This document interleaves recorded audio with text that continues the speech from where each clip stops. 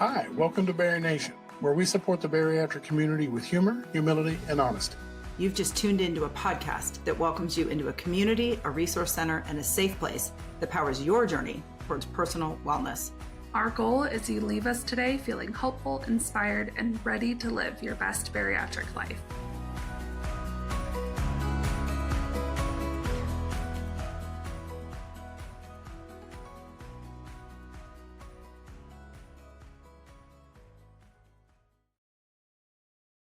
Hi, friends. Welcome back to the Bari Nation podcast. Today, I am so excited for you to meet a phenomenal human that works in the obesity medicine space, Dr. Nini Peterson. Hi, Dr. Peterson. Hi. Hi. I'm so excited for this conversation. Every time we see each other, we talk for hours because we are very much aligned in how we wish to see the obesity medicine space. And we just have a lot of fun in our personal lives. So if you're good with it for the rest of the conversation, I'd like to call you Nini. Absolutely. Okay, thanks. I was like, I think we're there, but I just should probably ask. Nini, you made my life the very first ASMBS we went to. I was there with Christine Mason, and we'd never been before, hardly knew anybody in every room there. And after an amazing talk, you yelled out, "Yo, Bari Nation." Christine and I were like, who knows that we're here? Oh my God. It made our life. It made the conference amazing. And that's how we really got to be able to have this conversation with you today. And that was in a support group session, I'm guessing. I think it was. And I just went there. We went there thinking that nobody knew who we were. We were like a newcomer. We were the new kids on the block, and we're this patient organization. And when you yelled out Bari Nation, it just unlocked something in our soul that has allowed us to continue to do this work in partnership with you and so many of your colleagues. So thank you for that. We love you. Well, we love you. That's why we're talking today. So 2 years ago at ASMBS, I believe, you gave a presentation on the history of obesity. Mm-hmm. Yeah. And I had never seen anything like this before. I had never heard of the disease talked about in this way. And not only did you help us understand the history, but you gave a very clear lecture on the treatment history of obesity. And it's shocking to know how little has changed, even though this disease has been around for a very long time. Right. So, the goal of today's conversation is you, friends, are going to get an amazing history of obesity and an obesity treatment really throughout human civilization. And we're going to talk about why so many of these old fallacies around what really works to treat the disease of obesity have sticked around, even though research doesn't support that. So today's conversation, we hope, is really going to open your eyes and open your understanding to what you are fighting, that it is a disease and that treatment absolutely needs to be individualized. But when we have that background information of what we've been struggling with for so long, it helps us, I think, make better decisions and work with a care team that can really treat the disease as it needs to be treated. So it's going to be a good conversation.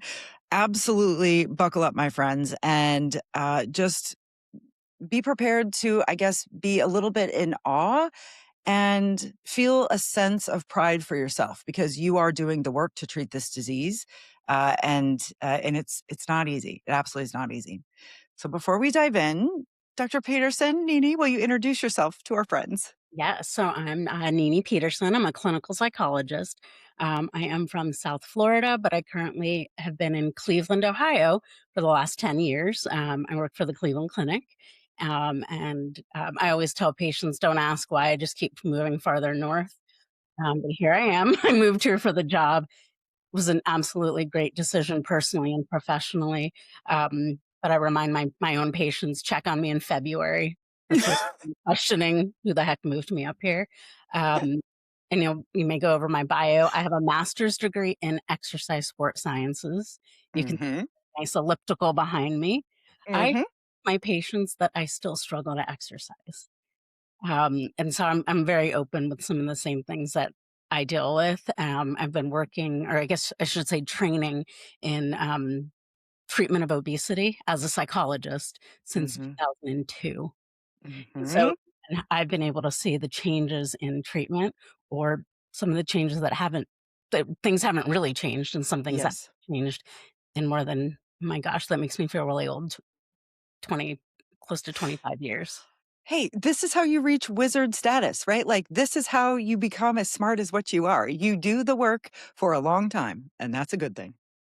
But I love it. It's such a fun patient population to work with, and we work with the hardest working patients who are they're just lovely humans. And I really, really love being a psychologist, because these patients, they invite us into their lives, and we talk about really hard things, Mhm.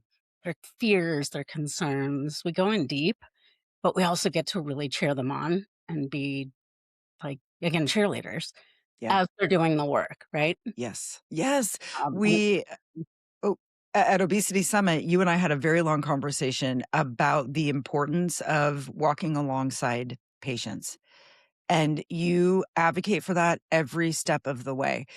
I love hearing you say, "Oh, I talk about this with my patients," or "I shared this with my patients the other day."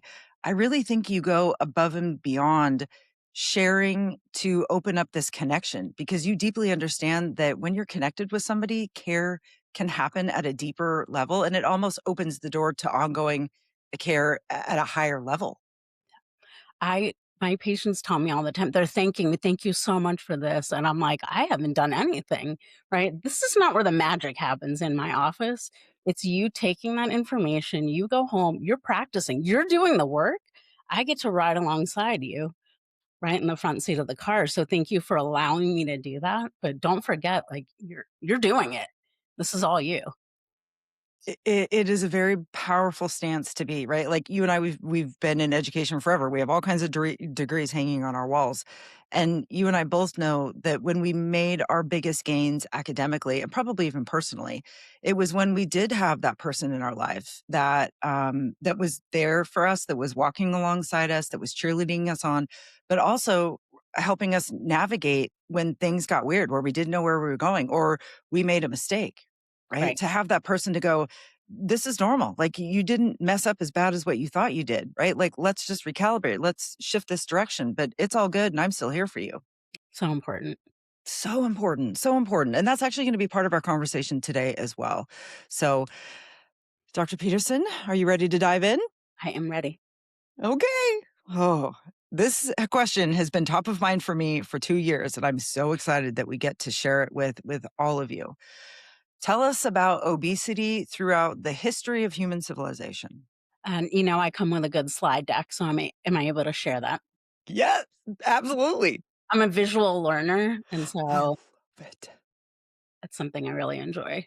Okay, is that I think it is. Yes. Oh my God. Okay, friends, if you're listening, hop over to YouTube or go to YouTube and save this because you're going to want to see her slide deck. This is, oh my gosh, this is like heaven on earth for me.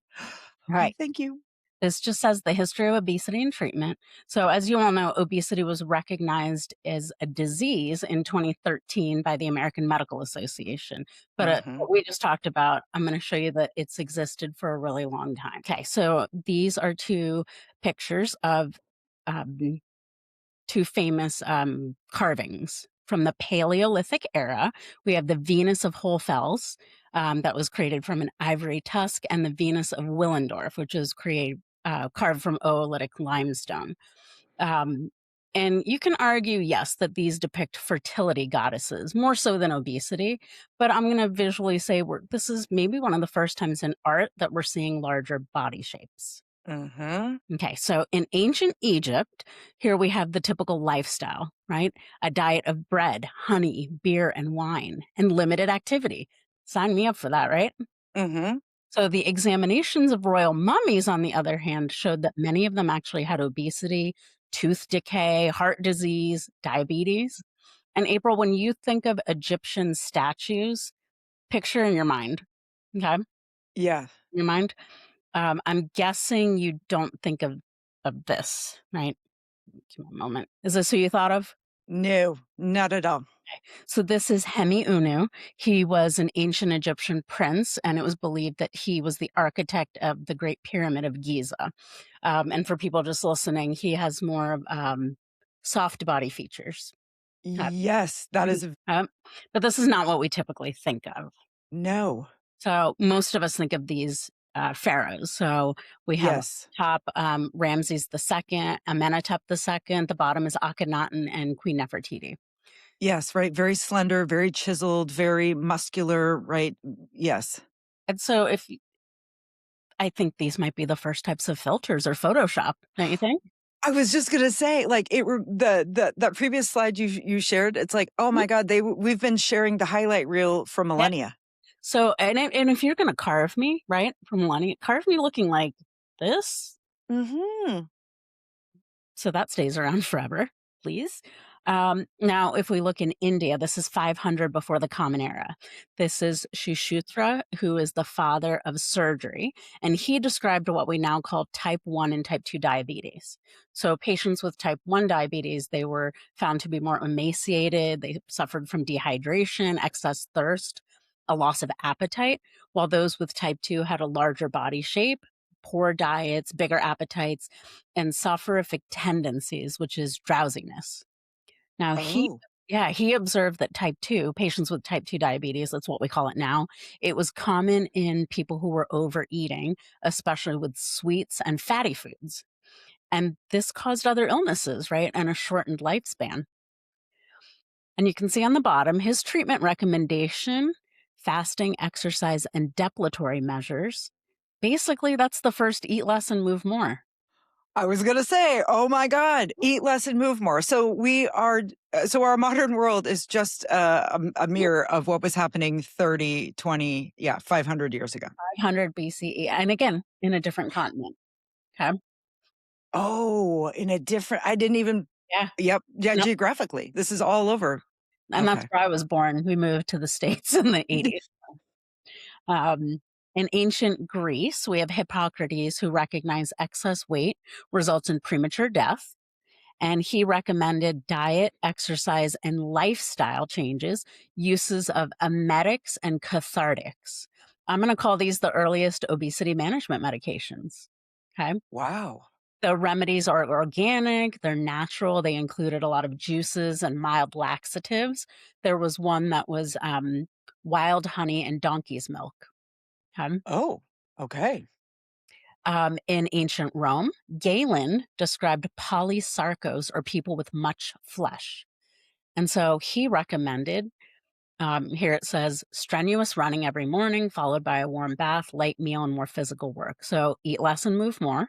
Uh-huh. And I was Uh-huh. immediately disinterested when I saw the strenuous running every morning. Immediately. Right? No. Yep. That's a no for me. And then more physical work later in the day. Yeah. 0 out of 10. Do not recommend. Not recommend. Now we're going to Japan. These are scrolls from the late 12th century. And that translates to diseases and deformities. And they depicted ailments and abnormalities. This one here is called the corpulent woman. And I want to point out here that excess weight was also considered a disease of the rich. So the inscription was really judgmental, I thought. So Wow. it reads, there was a woman who loaned money at exorbitant rates. Her family was affluent. And after years of Epicurean gluttony, she became so corpulent that she could barely walk. Even though she had the help of her attendants, simply walking would cause her to perspire profusely. So great was her suffering. My God. And again, it's an ailment and abnormality because this is probably not the typical body type that's Yes. in East Asian culture. Mm-hmm. So this one is new. This is the 10th century northern Spain. We have King Sancho of Leon, El Craso. And he had obesity, and it actually affected his ability to reign. So he couldn't walk, he couldn't ride a horse, he could not pick up a sword. And this led him to lose his throne. Yeah. What? So the nobility of Leon actually thought of him as weak-willed. Oh So my. there's already stigma, right? I was going to say there's already shame and stigma. Like the Japanese example, this example. Yep. And so his grandmother took him to Cordoba, and I'm going to call this medical tourism. Yep. And they sutured his lips shut with a small hole And he had a straw where he got to drink some herbal medication. Medications, this is multimodal treatment. So we'll say surgery plus medications. Okay. The medicine had a side effect that stimulated weight loss. So well-known laxative, Mm.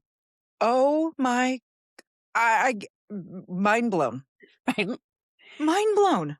So in early Christianity, illness is a sin. It's a punishment from God. And we all have heard of the 7 deadly sins, right? Yeah. One of them is gluttony. And Mhm. April, what do you picture when you hear the word gluttony? A very large person with soft features surrounded by food. Mhm. It's usually someone who's binge eating, right? Mhm. I've seen the caricatures of someone gorging on a buffet. Mhm. I was actually really intentional about trying to avoid that when I was looking for a picture for this slide.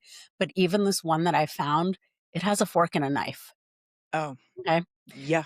Right. So we can be gluttonous in a lot of different ways. Mhm. Binge drink, you can binge watch TV, you can gamble, shopping. Mhm. When Mhm. most people think of gluttony, they think of food. Yes. Okay? Yeah, my brain didn't go to any of the other potential sins or vices that are out there. It's very closely tied with food. Exactly. Now, in England, the term obesity was documented in the Oxford English Dictionary in the early 1600s. The 17 and 1800s, the treatment was still focused on diet and exercise. Mhm. So no wonder our patients are so frustrated.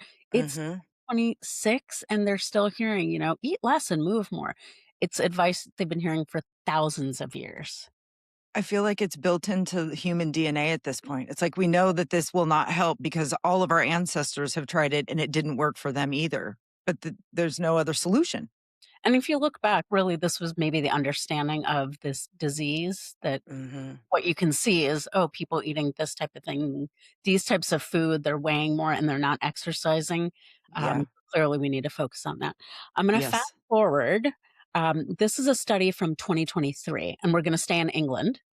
So, guidelines in England recommend that general practitioners, GPs, those are our primary care physicians, primary care providers, that they take every opportunity to talk to people living with obesity about their weight.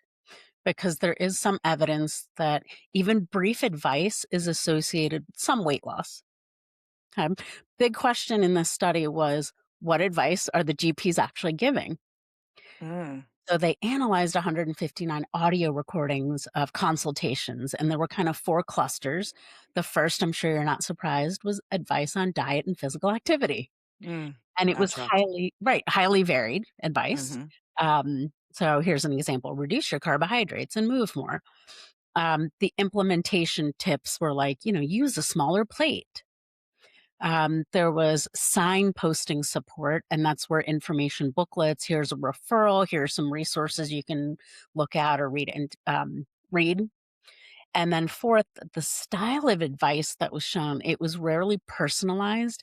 It's not tailored, and the GPs rarely gave the reasons for their advice, which I thought was interesting. So not Mhm. necessarily evidence based, right? Mhm. Yeah, I, it's just kind of mirroring or parroting, right, what we've been saying Mhm. forever. And so I think we still have a long way to go. And it's not surprising to me that this study in 2023 showed this. It's concerning because primary care, it may be the patient's first and sometimes only touch point. Mhm. So it's a start. Oh my gosh. So I'm going to stop sharing. I I've seen part of the slide deck before. I mean, we were there at ASMBS.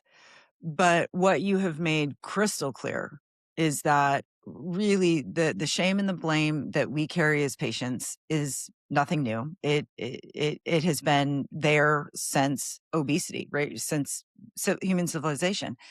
And working to only show the highlight reel is also not something new.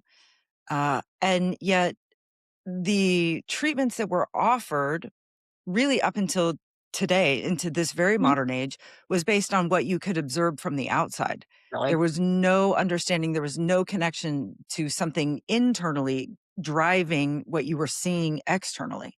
It And was it, all focused. it may just be that we didn't have the technology, the therapies, the understanding, the science to really Yes. look more internally.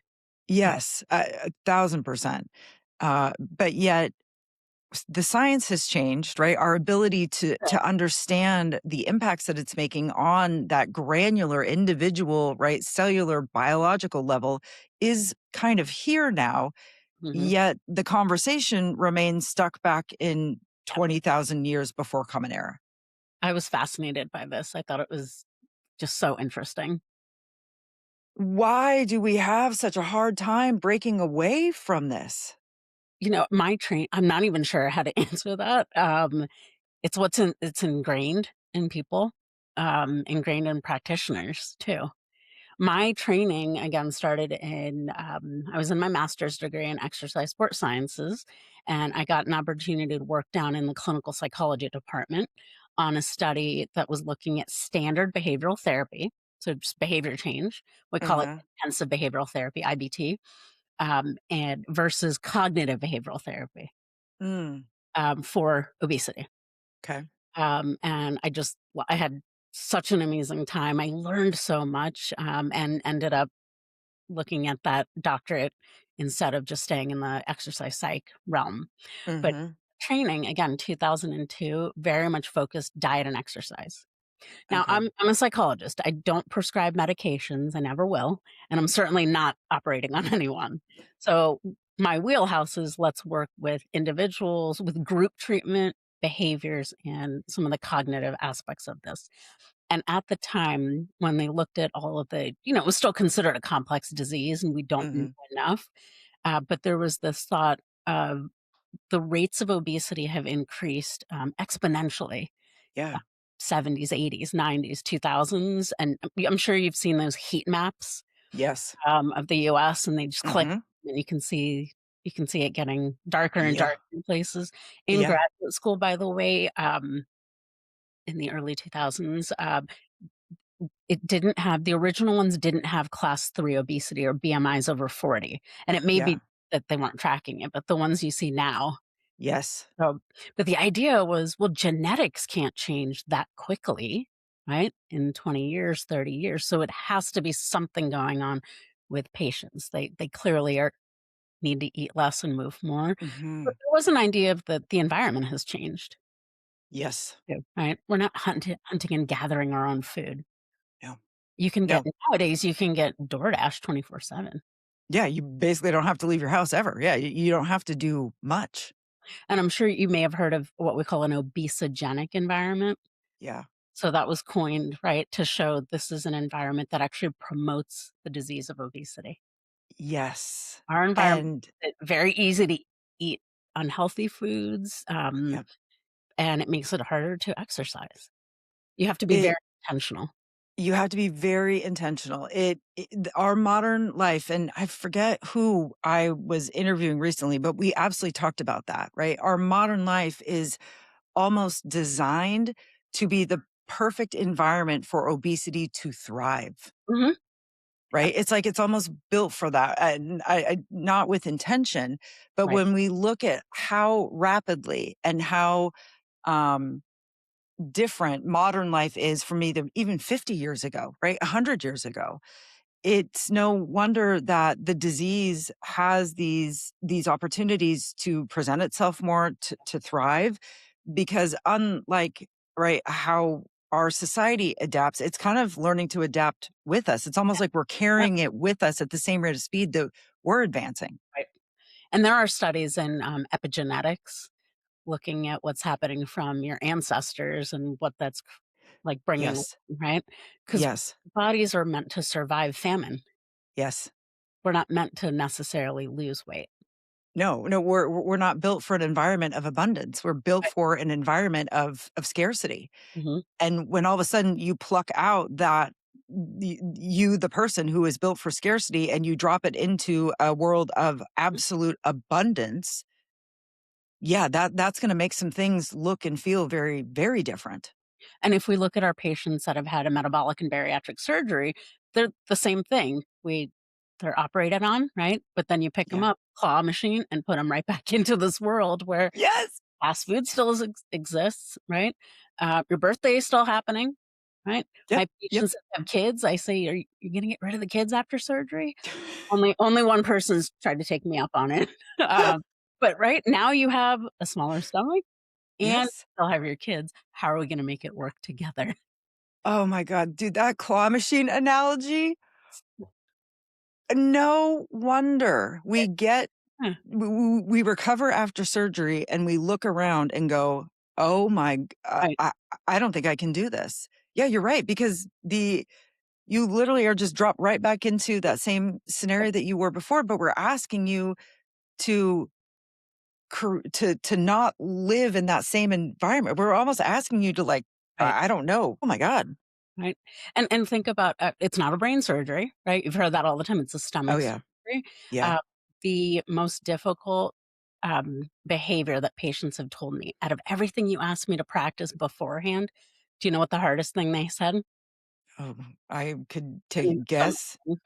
Separating eating and drinking by 30 minutes. Oh, So they're like, that was the hardest out of everything. Sure, I can mhm. change around my pantry and I can start walking and I can join it, all those other things, but separating eating and drinking.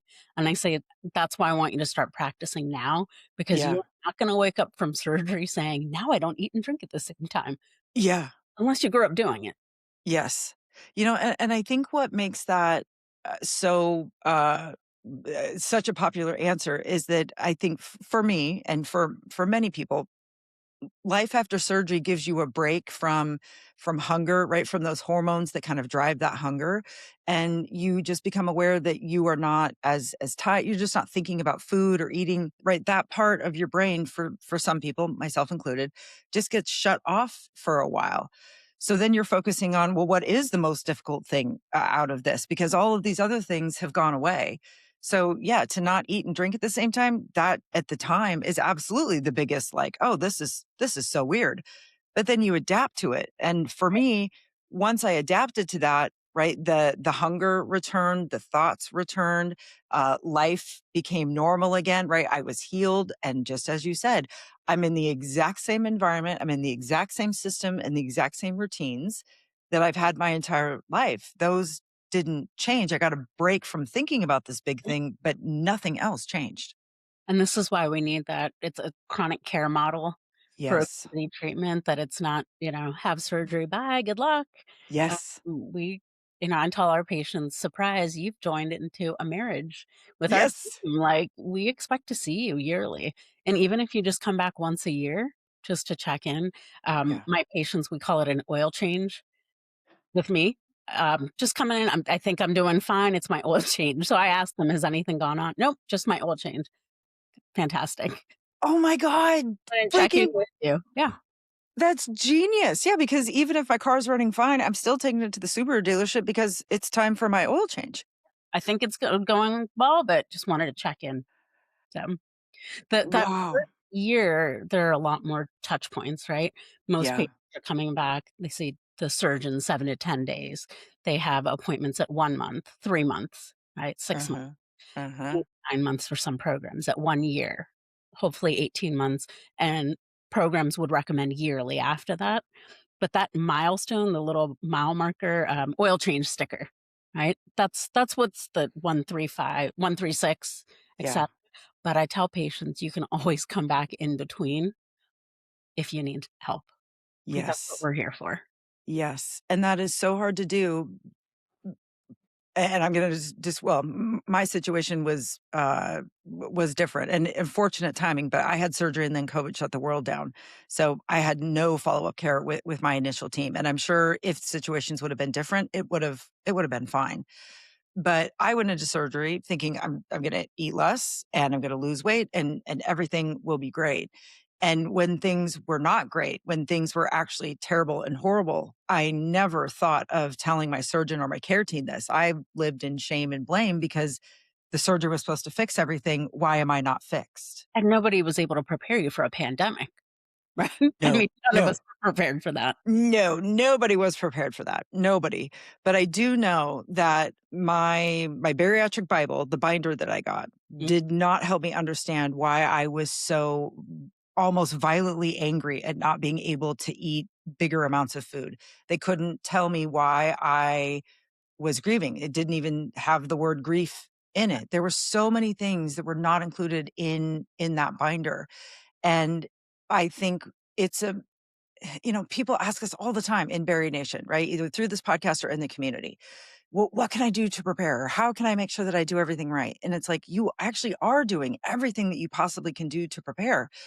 But there's only so far that can take you, because you don't know how your body is going to respond, your biology. You don't know how you're going to respond to the surgery mentally. And I don't know what roadblocks Right. await for you ahead in your life. But you have to remain in the work and learning as you go, because you're not going to know until you know that you don't know something. Right. I liken it actually to having a baby, right? You can go to classes, you can Yeah. talk to all your friends, you Hmm. can get books and read up on it. You don't know what it's like until you're in it. Yes, you don't. And for some reason, well, actually, no, I think I don't have to say that anymore. That built-in shame, that built-in assumption that you should solve this on your own, was born into our DNA more than 30,000 years ago. Just eat less and move more, right? It's so easy. It's so easy. Show the highlight reel, eat less, move more, and then go to extreme lengths to attempt to manage this thing that you really don't have a majority of control over. I've had patients in my office in tears saying, "Why is this so hard?" Oh, And yes, because it is. You've been told it's easy your entire life, but it's not. It's complicated, right? Every single yes. person is different. That Yeah. eat less and move more is focusing on two pieces of a puzzle, but it's like a 1,000-piece puzzle, right? Oh, yeah. Now your Yes. puzzle is different than my puzzle, and they change all the time. What we were doing in our 20s was probably different in our 30s, Hmm. different for me now, Hmm. 40s. Yes. Yes. So it changes Well, all the time. yes. And we were talking about this earlier before we hit record. Making the decision to treat the disease of obesity is you signing up for understanding how to live in a paradoxical world, because you onboard treatment, any treatment, doesn't matter what it is, you onboard treatment because you do want your life to be a little bit easier. You understand, maybe without having the words, that the disease is negatively impacting you and you are out of tools, right? You're like, I can't keep doing it this way. I need to feel some ease somewhere, right? And by onboarding treatment, this is going to make it a little bit easier for me, right? But yet everybody has told you, or you feel like you've been told, but that's the easy way out, because you just need to eat less and move more. Like, this is a you problem, and here you are wanting to onboard something that eases it. Right. So you do the mental gymnastics to make the decision. Nope, I'm going to onboard it, and then for a while it is easier, and you're like, oh my god, why didn't I do this sooner? And then you feel guilty, you feel bad because, oh my god, this is easy, and I'm not taking the easy way out, but I need it. It's you are living in a paradoxical box when you make the decision to treat this disease. And it's scary and it's isolating and you can feel alone. But we're here to tell you that's kind of exactly where you have to be. You have to learn how to live your life in this paradox and continue to fight, treat, and manage a disease that is growing right alongside with you. Right. Have you, in the past, when you'd seen physicians and they said eat less and move more, did you ever leave that office going, "Oh, I never thought of that"? Like groundbreaking, right? Yeah, Flow no, flows in spring, groundbreaking. Like, no. I have this thing in my life, I call it my dark alley list. And these are things or people who, if I encounter them at a dark alley, I would probably punch them in the face. And every time I was told that, I was like, well, somebody else is going on my dark alley list, because I was extremely active. Obesity impacted me my entire life, but I was a 3-season athlete.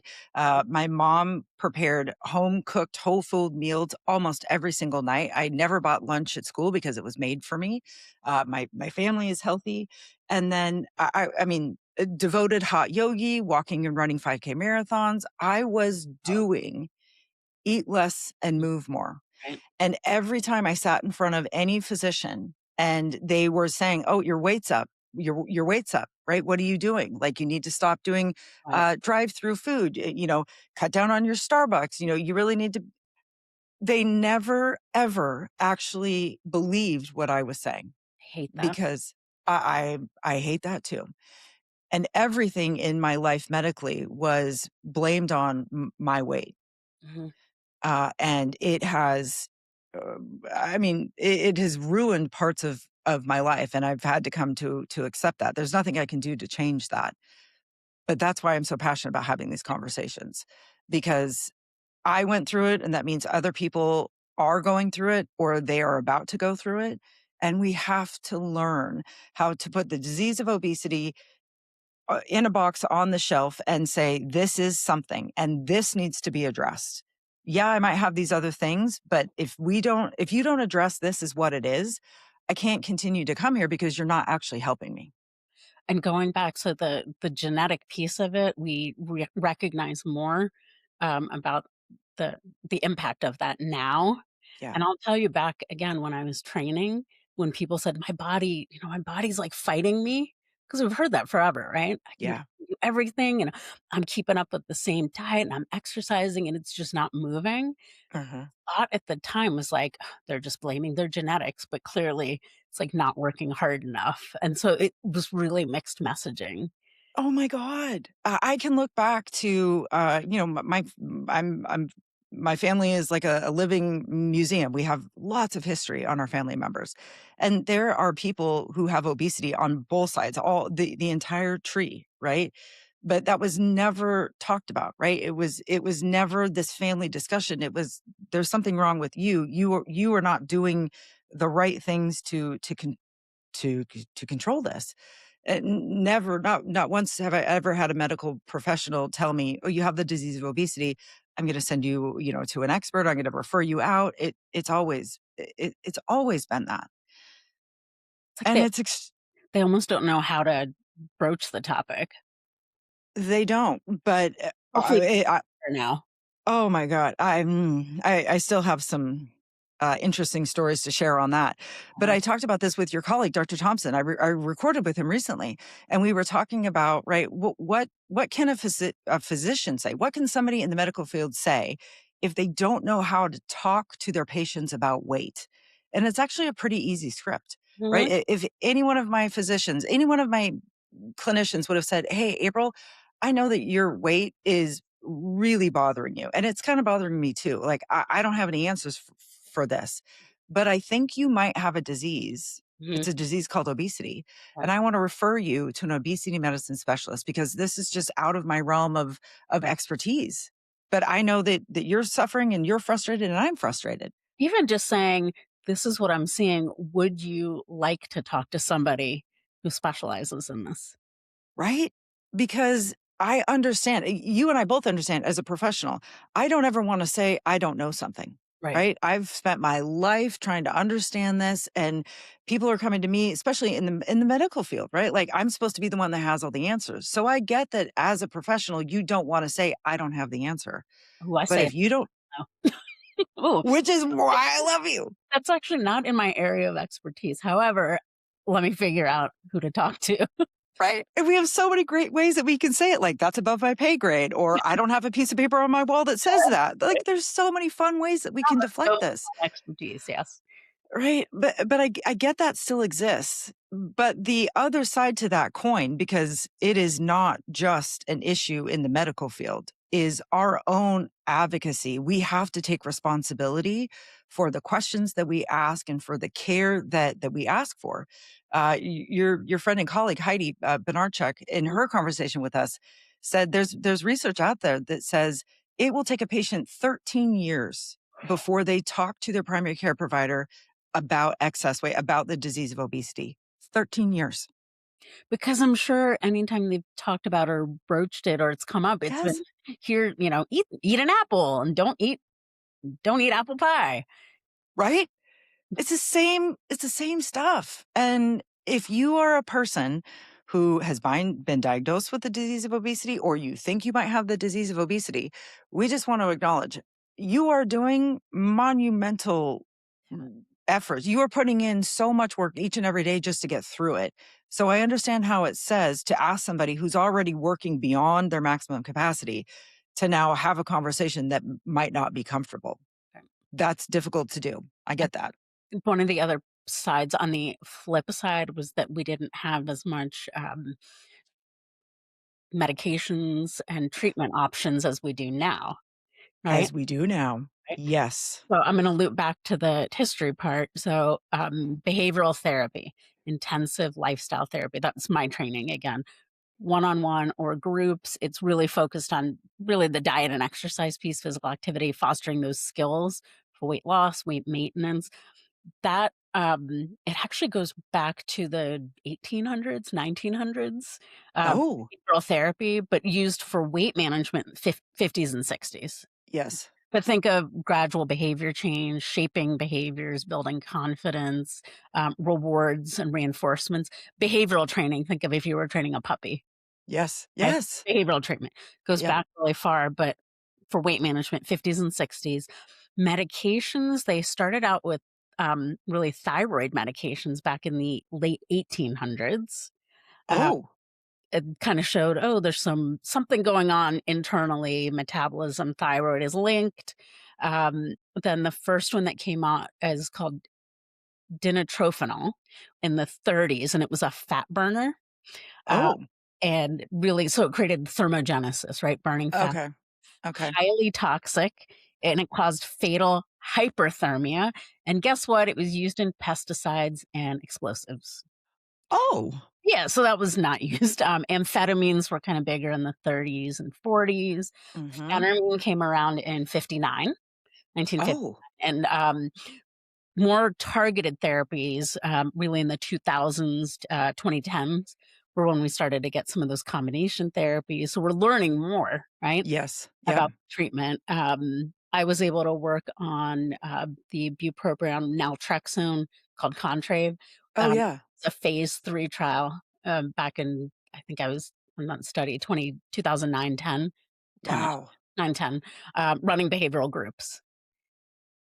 So that we had some like targeted more Yes. medications, but first Yes. LPs, the first one was liraglutide, that came up, liraglutide, 2014.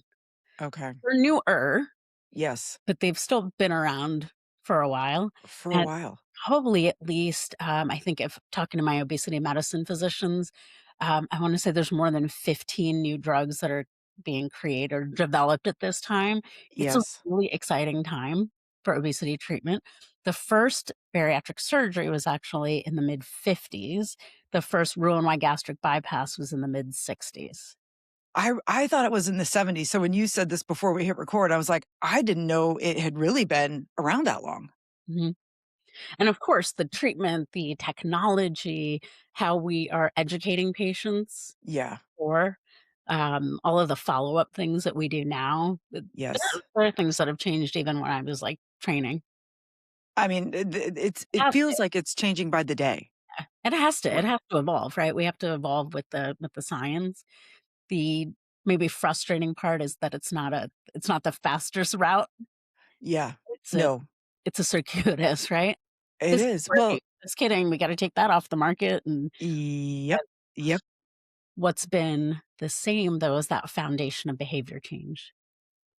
It can't be the only thing, No, y it's a but piece. it's a piece of the puzzle. It has to be. Yep. I say this every day or every opportunity I have to.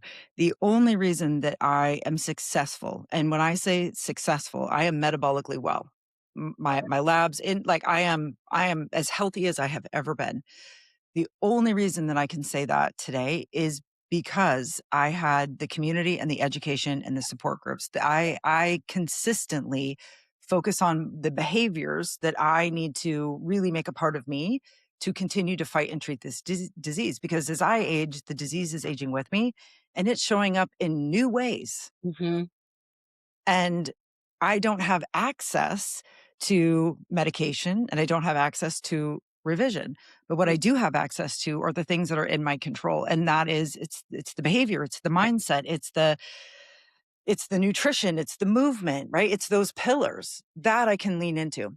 It also sounds like you, when you're looking at "I've been successful," you are defining that a little bit differently, maybe Oh, than right? It's not just that number on a scale.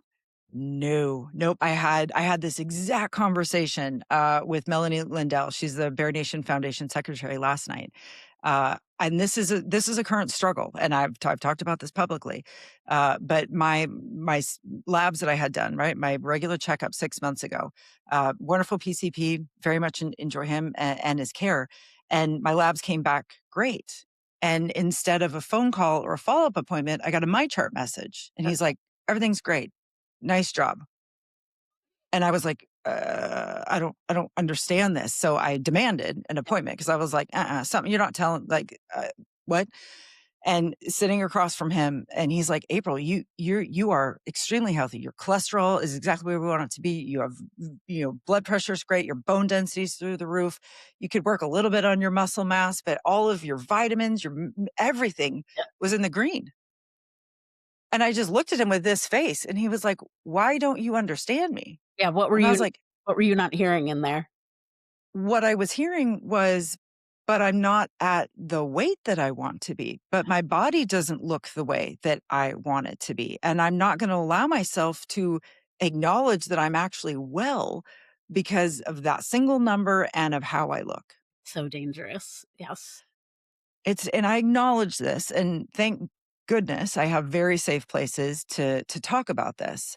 But just because I am metabolically well doesn't mean that I believe it, doesn't mean that I embrace it or that I understand it. And that's the work. And we say weight loss surgery, and we need to come up with a better Right. way of saying it. But Metabolic this, bariatric surgery. Yes. You're right. right? Yes. Too much on the This loss piece. It's too much on the weight loss piece, and I acknowledge that. But when you have spent your entire life working towards a single number on a scale, or when you envision your physical self looking a certain way, and you kind of come to this point when you realize, I'm never going to weigh that and I'm never going to look like that, it's really hard to let that hope go. And you really do have to put in the work. And I'm not there yet, but I'm getting there to be like, you know what? The goal of this really was to be healthy. And my definition of health has to change. And then there's even some complexity there because, so one, I always tell my patients, I say, don't look at a BMI chart ever again. Oh, yeah, no. Just make you really sad. Hmm. You and I, again, we've met in person. I claim 5 foot tall on a good day. You do? What it says you are supposed to weigh, I probably weigh closer to your weight. Mm. And I've got to be at least, you're more than 6 inches taller than me. Probably 8. 8. Yeah, maybe 8. Maybe So 8 inches. yeah, I mean, I even had a patient, this was more than 10 years ago, and she said, "I would love to weigh 120 pounds like you." And I said, "I would also like to weigh 120 pounds. So thank you so much for thinking that." And she was 5'7", and I had to remind her, by the way, you're 7 inches taller than I am. You and I shouldn't have like a goal weight, Mm-mm. the same goal weight. It's Yeah. complicated. But if you came into my office, I would weigh you, put it in the electronic medical record, and your BMI would pop out and it would print up in any after visit summary. And it would probably be mine's in like red. There's an Hmm. exclamation point, and I feel good, right? Feels great. Thank But you. that single number, Yeah. there are several. You've probably done some podcasts on the body impedance analysis, the body Yes. composition. Oh, So yes. patients come in to share those with me. We look at the muscle mass, and I say, put page 5, put that right on top. Page Hmm. 1 has the BMI. Yeah. You want to see that. Put the one on the bottom that shows how you're in the green and Yes. you are maintaining muscle mass Yes. and you're doing all. Yep. Put that page on top. So if you happen to glance at that packet of 5 pages, that is what's coming up on top, Yep. not Well, the number on the scale. no, we've been trained for 30,000 years Mhm. to believe, or yeah, to believe that only skinny, muscular people are healthy. And that is simply not true. I am a very healthy person, and I am not fit, nor am I muscular. So it's again that paradoxical thinking, right? How do I reframe what health means to me while still knowing about weight, right? Because that is a marker, that is a data point. but it's how do you give less credence? How do you give less power to a single number? And how do you really truthfully embrace what health is? That it's a long conversation, and it's still stuff I understand it intellectually, my patients understand it intellectually, but to get that knowledge from here to here, that's why I still have a job. I mean, it's complicated, it's a lot. Oh, it is so complicated. My very first therapist was a bariatric patient herself after surgery, Mm, and we were talking about something, and she asked me something about my body, and I was like, "What? What are you talking about?" She's like, "Oh, you're a floating head." And I was like, "What do you mean what?" She goes, "Well, you live your life from here up. Like this thing just gets you to where you want to go, but you don't talk to it, you don't check in with it, you don't even acknowledge it." And I was like, "Well, yeah, why would I? It's lied to me my entire life. It hasn't done anything that I've asked it to do, minus the fact that it has allowed me to be athletic and go places and do things and experience." No, I didn't listen to it because it lied to me. It betrayed me. It said I was always hungry. It didn't respond the way that I wanted it to. So I just stopped talking to it. yep. Well, and then you have the medical, community that has separated mental health from physical health for a really long time, and it's all attached, and this is kinda driving the bus, right? It's all attached. It's So, all attached. I feel, confident, or I feel like I'm doing a good job when patients have come back when they're struggling to say, I need help." And then I'm Mhm. like, "Okay," I gave them a space where they were comfortable enough to see me. When you're doing great after a metabolic and bariatric surgery, you're gonna come back, "Yeah, I'll come back. Yeah, in a way. Of course I'll come see you," right? Mhm. But when people are struggling, that's Yeah. they need the most help. Yep. I've And created a community where people at least can start there and have yes. others say like, "Hey, would be a good idea to go back and check in." Yep. I think we say that 100 times a day in Berry Nation. Every expert, every host, that is the mantra. We have to have a safe place to kind of work up the confidence to go and say to an expert on your care team, like, I need help. Yeah, We get that. And it's not how quickly you get there, it's that you just just start that. you just get there. So You just get there. even if you haven't come back in 10 years or 30 years, hopefully the message from that provider is, "We're so happy to see you. Thank you so much for coming back. Yeah. Let's figure out what we need to do next," right? If Yes. you're coming back, I always tell the patients, "You're gonna be harder on yourself. You're saying meaner stuff to yourself than I ever would. Come back in and we'll, like, partner together, but I'm happy to see you."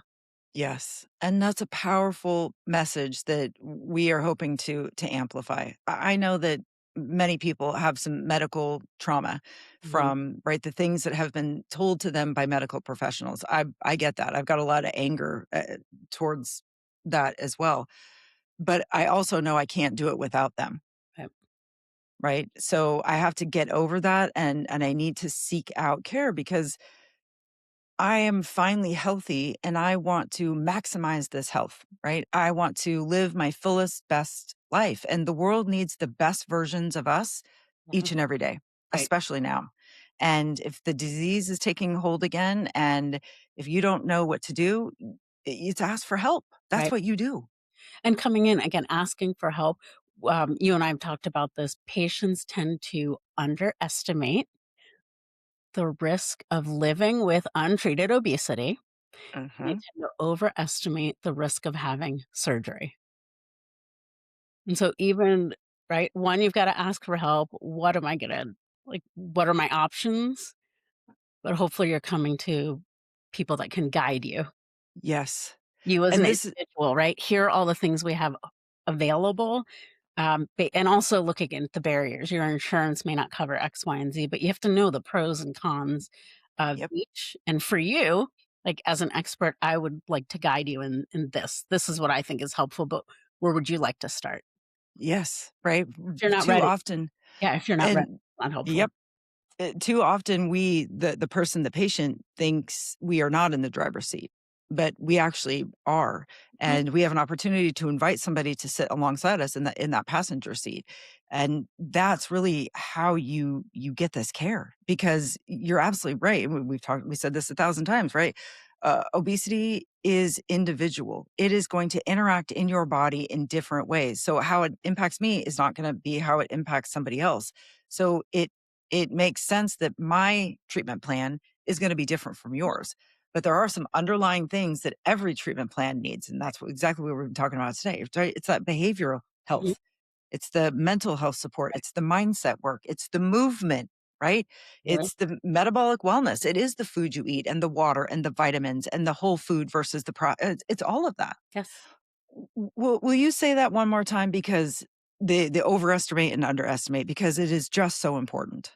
So patients tend to underestimate the risk of living with untreated obesity and overestimate the risk of having a metabolic and bariatric surgery. Yep. And I am a poster child for this, right? I underestimated the risk of all of the obesity things that I was doing because I was treating them individually, right? I was saying that, well, my chronic uh, and obstructive sleep apnea, well, that's a sleep issue, right? My elevated A1C, well, that's a food issue. Higher cholesterol, well, that's just because I'm eating like a trash panda, right? Mhm. I never said, oh, all of these things are because of obesity, Right. right? That was never there. So I absolutely underestimated the importance of treating all of these things at the actual root source. The metabolic And dysfunction. yep, the metabolic dysfunction. Yeah, I didn't have that knowledge. I didn't have any of that. And I absolutely overestimated treatment. And my initial treatment was bariatric surgery. I thought it was only for people who were 600 pounds or who were on those TLC shows. I thought that, life after surgery was physically limiting. I was like, oh my God, no, it's extremely dangerous. And why would I do that? My wonderful husband, I think we might have been married at the time or before, he saw me struggle with my weight our entire relationship. And one day he just said, well, why don't you think about bariatric surgery? And I was like, what? I That's not am not that big. that That is is not not me. yeah. What the hell? And then it was like, oh my God, I absolutely overestimated the risk there. And it, You've had enough surgeons on here to know the risk is similar to a laparoscopic gallbladder removal. yes. They know what they're doing. We work with excellent surgeons, um, really well trained. They know what they're doing. The Oh, technological advances, even oh my. it's laparoscopic.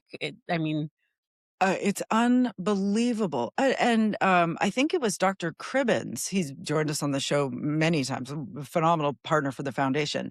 In one of our episodes, he said, surgery is like, it's the only surgery or one of the very few that I actually get time to prepare for. I was like, what do you mean? He's like, well, I know you're having the surgery months in advance. We run these tests and we take scans. I know what your anatomy is. I'm not going into an emergent right, situation. I know your insides pretty intimately. And I was like, oh my God, yeah, you're right. It's completely safe. yeah, Completely safe. I mean, there are risks to everything, right? Like we absolutely. can't say it's 100% safe because it is surgery. But the risks that I faced if I had not treated it vastly outweighed the risk and complication with surgery. And I've had the privilege of knowing many people who have had complications from minor to severe. And all of them had said, I would still make the same decision because I could not be metabolically well. I couldn't actually achieve health without addressing this. And for many people, medications are not an option. They don't respond. It's not accessible for them. It's Mhm. just not a thing. Not that the tech and the medications aren't phenomenal. They are, but they're not right for everybody. Right. Can I ask you, so from that conversation of have you thought about a bariatric surgery to when you actually had surgery, how long, or when you onboarded that treatment, how long was that first question to Oh, I bet 10 years. oh, okay. I bet 10 years, maybe a little bit shorter. Yeah. And the only thing that changed that was one of my friends started looking amazing on Instagram and we weighed the same. We Oh, swapped dresses at our friend's wedding, same active level, same lifestyle, same everything. And she was just looking amazing on her Instagram. And I DM'd her. I literally sent her your DMs and I was like, girl, what are you doing? Because I want to do the same thing too. She's like, oh, I had bariatric surgery. I'm like instantaneously, I don't even think it was 5 seconds. I was like, what the hell? We're not that big. right, right. It's And not she for was us. like, not for us. Yeah. And she was like, oh no, my friend, it is. And she got on a call with me. We spoke for 3 hours, absolutely candid. Nothing was off the table. I hung up with her. I picked up the phone again and I called her surgeon and I made my initial appointment. So, wow, 10 years. Like, I'm 10 years. there. Yeah, 10 years. And I don't regret having the surgery when I did because I wasn't ready for the information. I just wasn't ready.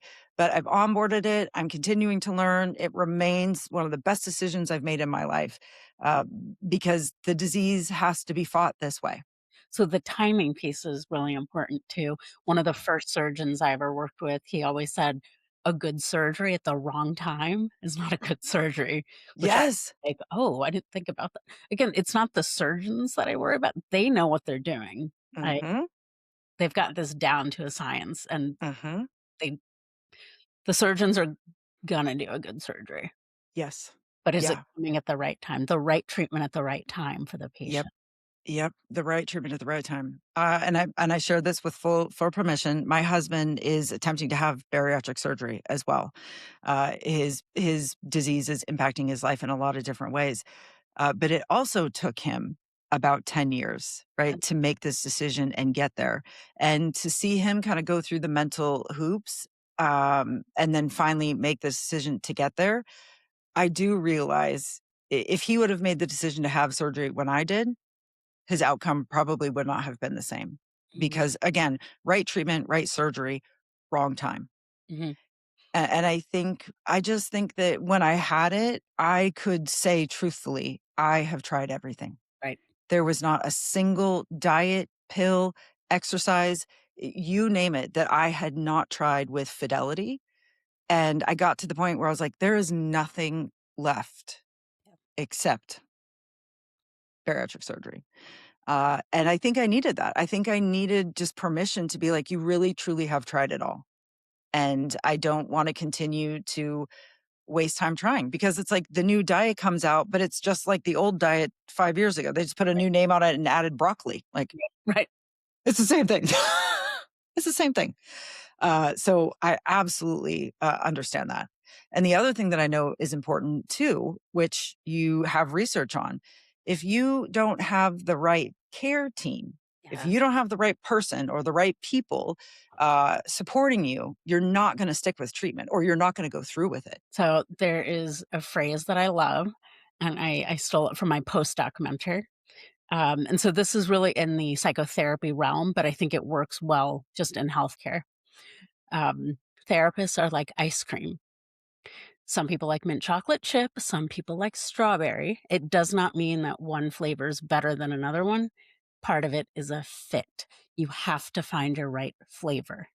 Yes. That fit between the patient and the provider, that is actually the most important predictor of how well the patient will do, again, in a psychotherapy setting. When you said that ice cream analogy, oh, I mean, I love these types of things because it helps me understand them. It's so true. I'm not going to go to an ice cream parlor and continue to order a flavor that I don't actually like. And sometimes it's that first time you've met with a provider and you're Yeah. going, "Ooh, I don't think I like this person," whatever reason. It just isn't the right fit. Hmm. You're not coming back, right? Mm-mm. No. And for, like, therapy for us, if someone's forced, right, they have to do it court mandated or whatever, and it's not the right fit, they're not gonna open up, and that just No. doesn't set it up for a good follow through. No. Relationship's not good. Sometimes it's coming in and saying, okay, I like this." And you're gonna go back and you may share more and you build on that, right? Yes. When it's not the right fit, now the responsibility, it's back on the patient. They have Yeah. to find a new flavor, okay? Depending on what they've opened up about, that can feel really overwhelming. Yeah. But I guarantee you, it's so important to find the right person for that. E- and I think you illustrated why it's so important perfectly, right? I mean, I've been in therapy for a very long time, and I know what it feels like to have the safety to say the scariest things out loud. I know that. And I would not have been able to say those things if I didn't trust that person, if that person was not the right flavor for me. Because even though, right, they're bound to confidentiality, just speaking it out of yourself aloud puts it out there for the world. And you're worried about what the world is going to do with that, right? Because that's the thing that you hate the most about yourself, or that's the thing that you're most worried about. But it's the release of that. It's the saying it out loud, Mhm. in my personal experience, is what has allowed me to move beyond that. Mhm.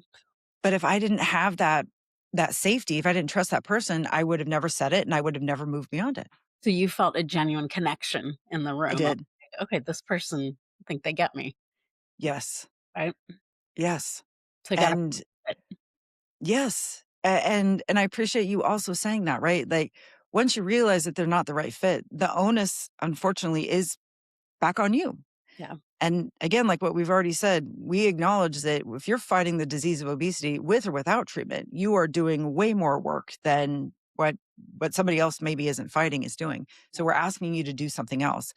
But the reward for that extra work Mhm. is you actually getting the tools and the understanding of yourself that will allow you to continue to treat the disease more efficiently or effectively, right? Or add some ease into your experience.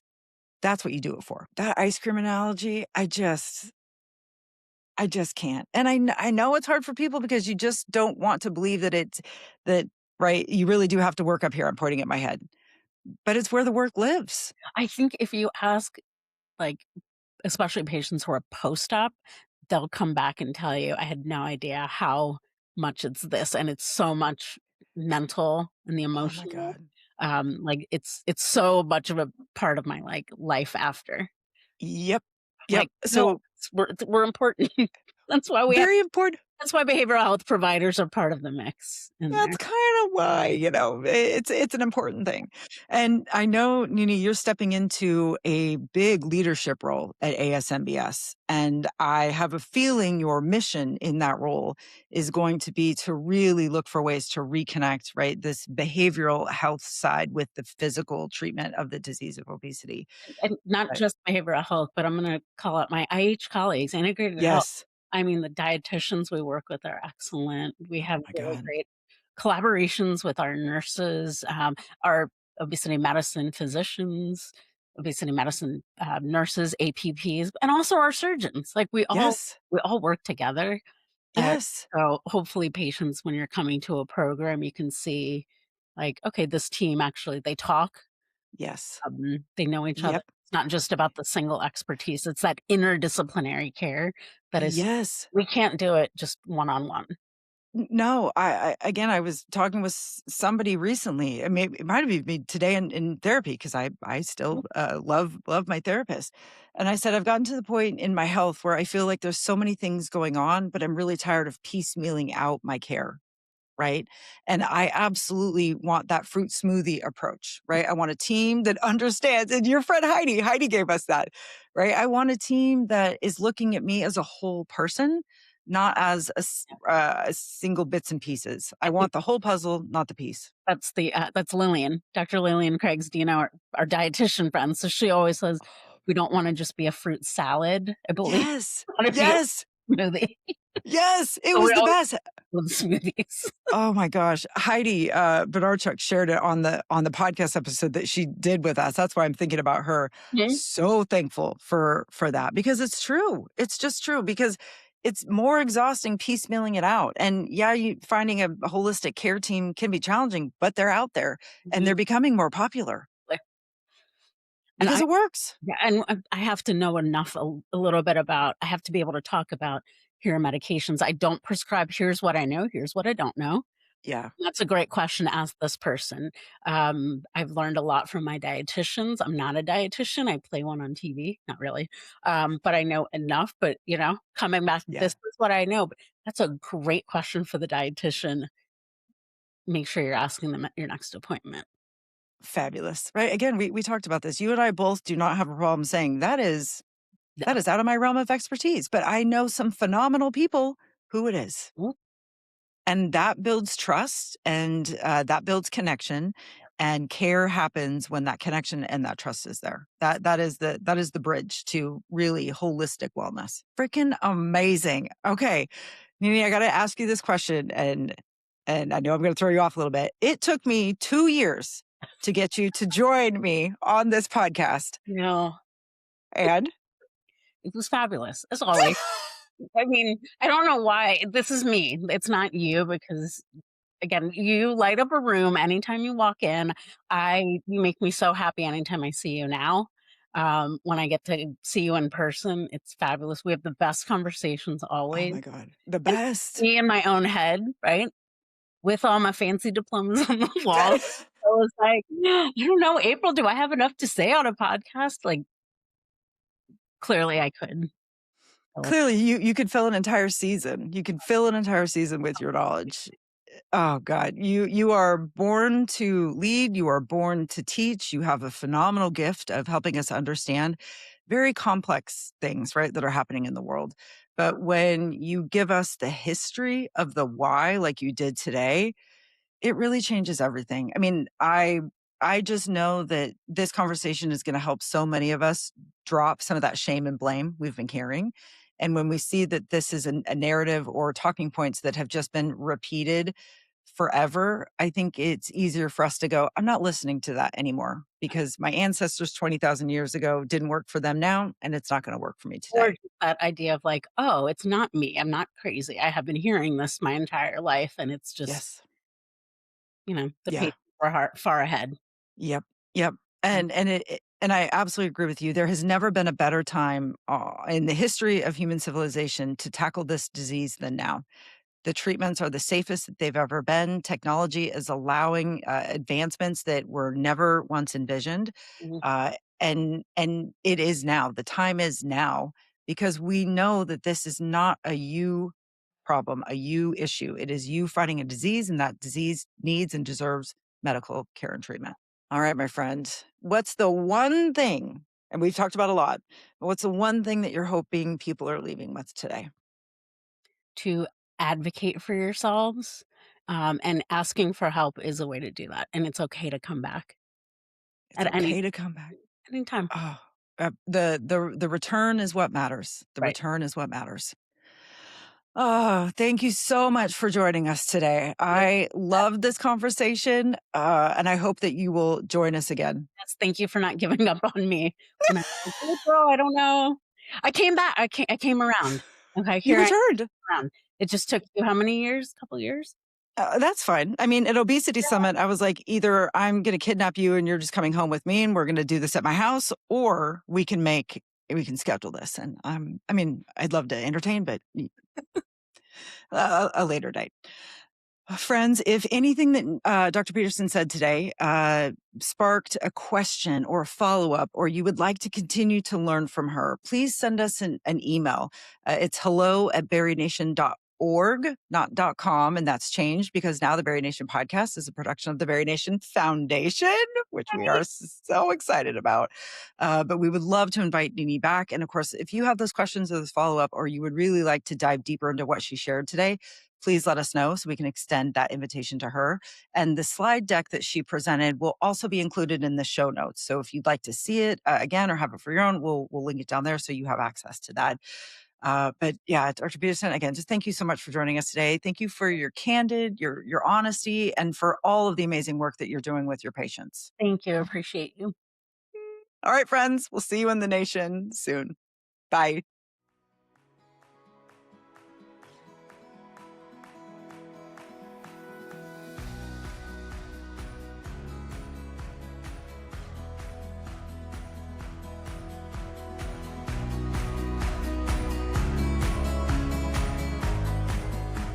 That wraps up another empowering episode of the Bari Nation podcast. If you enjoyed today's episode, keep the conversation going by joining the Bari Nation membership community, where you can attend live support events, access on-demand resources, and find a caring community. Join us at barionation.mn.co. If you found this podcast valuable, help us produce it by becoming a $5 monthly supporter at barionationpodcast.com. And just remember, at the end of the day, you've got this, we've got you, and we'll see you next time. Bye, everybody.